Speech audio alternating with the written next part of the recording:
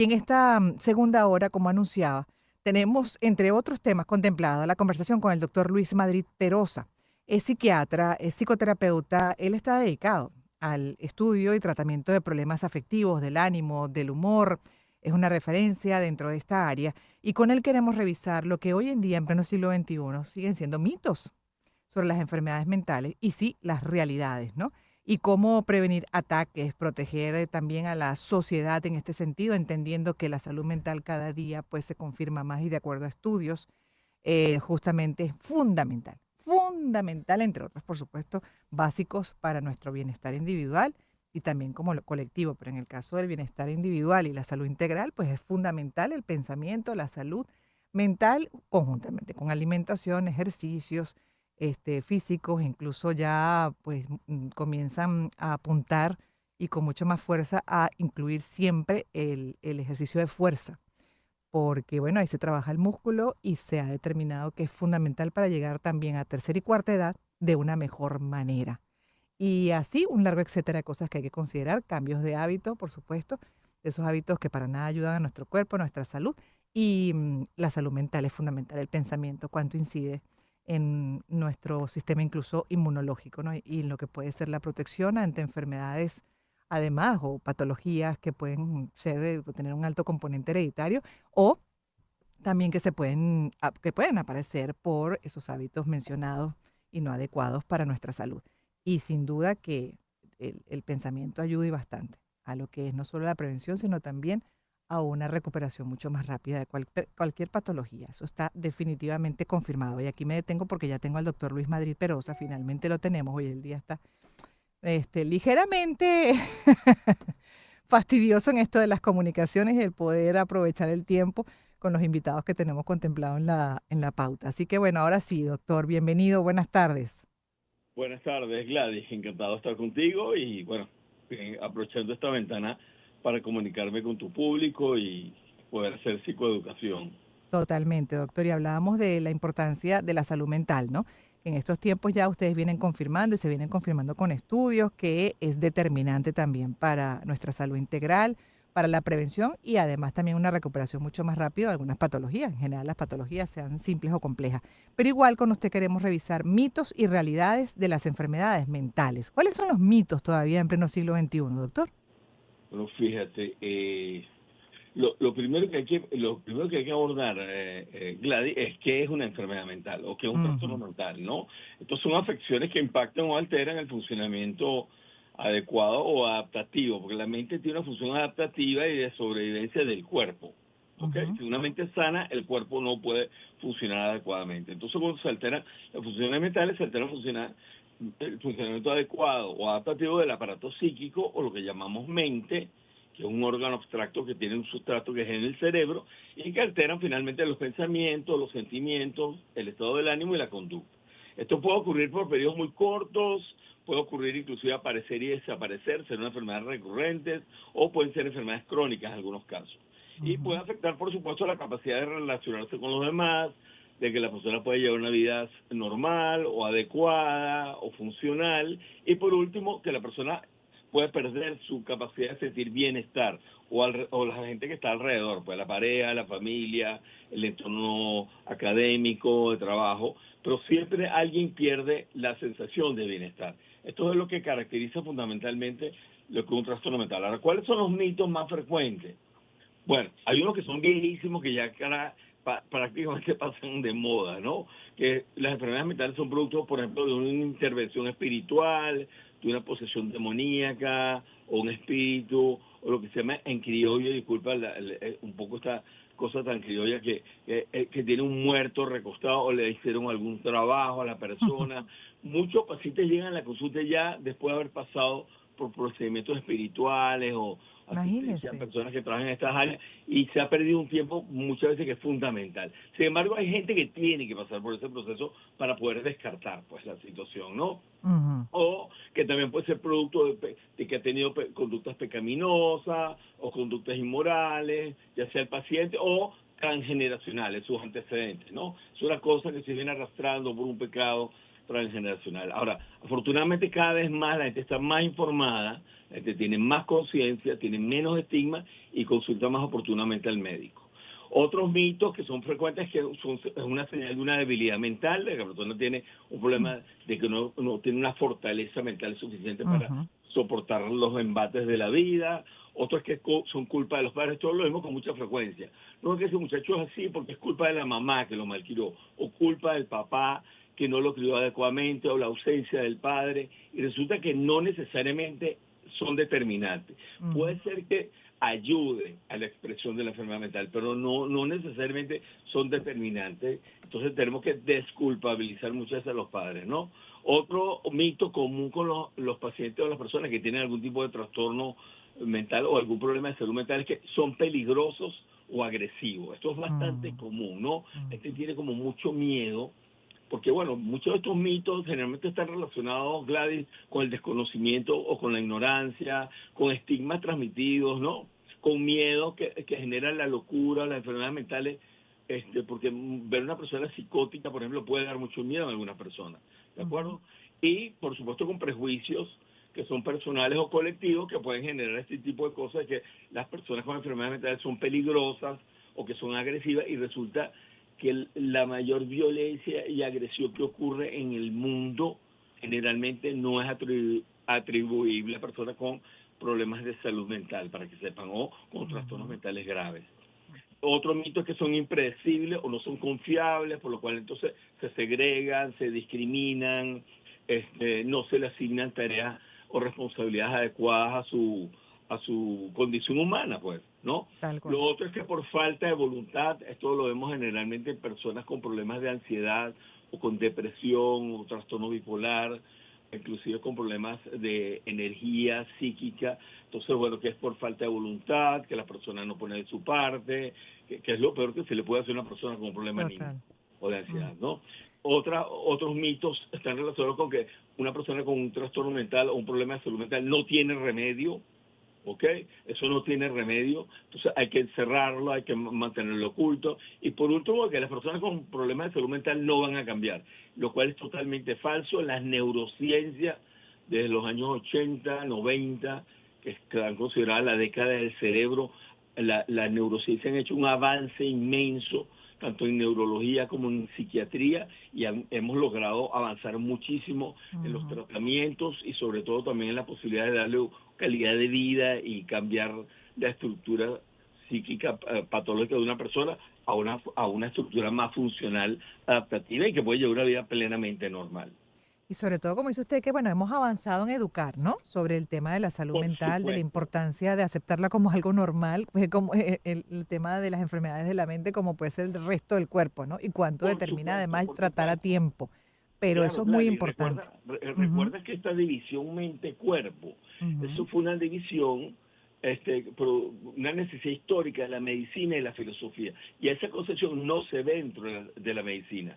¿Okay? Ya sabemos que todo está unido, ya inclusive estamos hablando de que hay una conexión, por ejemplo, entre el intestino y el cerebro, Así que es. muchos procesos inflamatorios también están relacionados con el funcionamiento mental, enfermedades autoinmunes, la diabetes está fuertemente relacionada con problemas anímicos, por ejemplo, y por supuesto también la liberación de ciertos factores neurotróficos o la elevación del cortisol está fuertemente relacionado también con trastornos mentales. Entonces sabemos que todo está unido, todo está conectado y que unos pueden influir sobre otros. Además, doctor, todavía, a pesar de que se está educando, gracias a Dios se está avanzando en este sentido, desmontando además esos tabúes, falsas creencias, creencias limitantes, estigmas, igual todavía conseguimos personas que aun cuando están más conscientes, cuando están pasando, porque además ahí vamos a pasar a las realidades con usted, ¿no? A revisar cuál es la realidad del mundo en este sentido sobre las enfermedades mentales. Pero muchas veces cuando están pasando por un proceso, por ejemplo, depresivo, ansiedad, pánico, a veces lo dicen bajito, así como con vergüenza, que uno dice, Sí, pero sí, ¿por qué? por supuesto, eso es Tú parte del dices con estigma. vergüenza cuando te duele el estómago o Claro, algo o fíjate, cualquier otra fíjate, cosa. Gladys, nosotros nos llevamos una gran sorpresa el año 2000, porque el año 2000 se creó en la Asociación Psiquiátrica Mundial, se determinó que debíamos trabajar el estigma con las enfermedades mentales. Entonces, por supuesto, se hizo una evaluación de campo unos 2, 3 años antes de que llegara el año 2000, para poder estar preparado y estar instrumentado para abordar ese tema del estigma con las enfermedades o trastornos mentales. Y nos llevamos una gran sorpresa.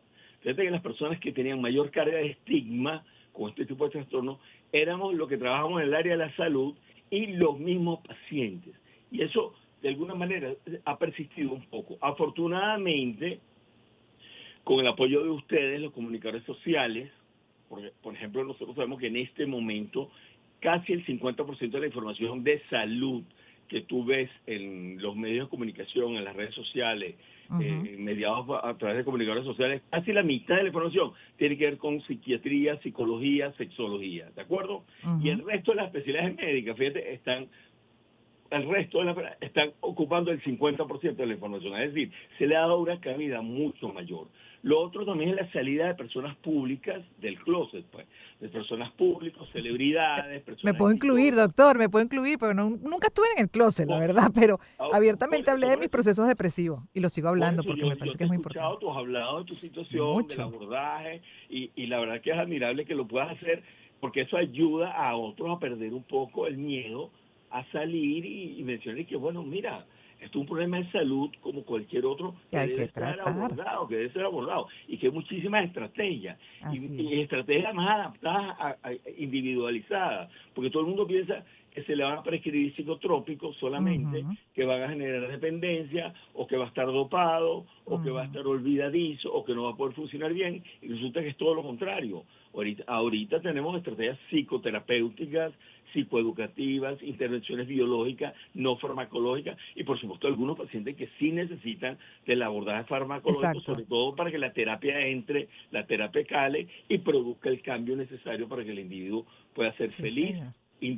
se independice y por supuesto se pueda autorrealizarse, que es lo que Doc- buscamos finalmente. igual, me sumo y siempre a la orden, estas ventanas también y ¿No? valorando la conversación de hoy con el doctor Luis Madrid Perosa, quien es psiquiatra y psicoterapeuta, hablando de los mitos y las realidades de las enfermedades mentales y cómo prevenir, por supuesto, ataques, proteger a la sociedad, actuar conscientes y eficientemente. Doctor, y ahí la pregunta sobre las realidades. Primero, un poco quizás si es que existe esa información de la tendencia de enfermedades mentales, hombres, mujeres, en qué género es más frecuente?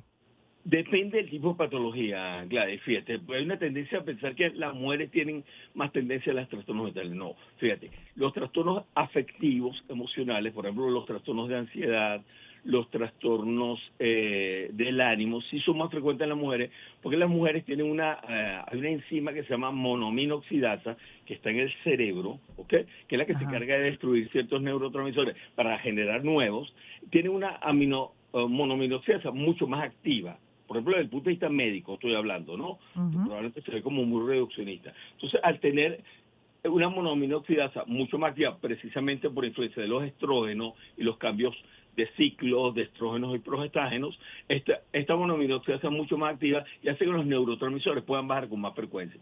Por eso las mujeres, tienen más posibilidades, por ejemplo, tienen 3 hasta 4 veces más posibilidades de tener algún tipo de trastorno afectivo. Aquí tenemos la ujú, depresión, ujú. tenemos los trastornos de ansiedad, los trastornos de pánico, la ansiedad social, por supuesto, son los que más predominan acá, ¿no?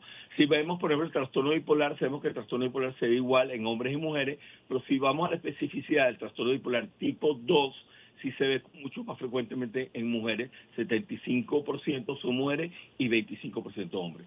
Ahora, ¿qué otros trastornos podemos ver que son predominantemente en hombres? Por ejemplo, la paranoia, la celotipia patológica o delirante es mucho más frecuente en hombres.